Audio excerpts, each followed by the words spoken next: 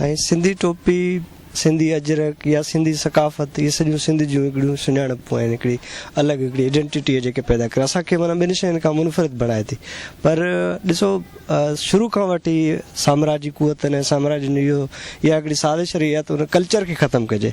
माण्हू मारणु मिसाल तौरु जेके जहिड़ा थींदा आहिनि या जेके मिलिटेंट ग्रुप आहे उन्हनि खे ख़तमु करणु को मसइलो कोन्हे, कल्चर ख़तमु करणु तमामु घणो मसइलो आहे। ॿोली आहे, टोपी आहे, वेस वॻा आहिनि, उन ते अटैक करे पहिरें कोशिशि इहा कंदा आहिनि त कल्चर खे ख़तमु कजे, उन्हनि जी सुञाणपनि खे ड्राइजे, पोइ उहे माण्हू पाण ड्राइ वेंदा। ॾिसो माण्हू त खोड़ आया मरी विया सिंध जा, पर सिंधी टोपी अञा थी उहा ज़िंदा आहे, सिंधी कल्चर ज़िंदा आहे, सिंधी ॿोली ज़िंदा आहे।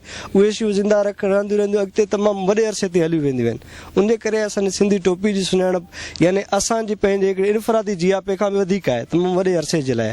उन करे सिंधी टोपी जी तमामु वॾी अहमियत आहे ऐं मां मुबारकबाद ॾिनुसि अली काज़ी साहिब खे, तमामु वॾो कमु कयईं हिकिड़ो ऐलान करे सिंधी टोपी जे हवाले सां। इन हवाले सां न सिर्फ़ु असांजो जेको सकाफ़ती विरसो बची पवंदो, पर असांजो मुआशी ज़रिया वधंदा असांजा, ऐं असां में हिकिड़ो वाक़ई सुञाणप जे लाइ हिकिड़ी जाती अंदरि में की जाती पइबी आहे, हिकिड़ी तारीख़ में पोइ ते वञी हिकिड़ी जाती पइबी त भई असां कहिड़े दौर खां कीअं मुनफ़रिद रहंदा पिया अचूं ऐं असांजी इनफ़रादियत कहिड़ी शइ में। असां ॾाढो फ़ख़्रु महसूसु कंदा आहियूं इन हवाले सां।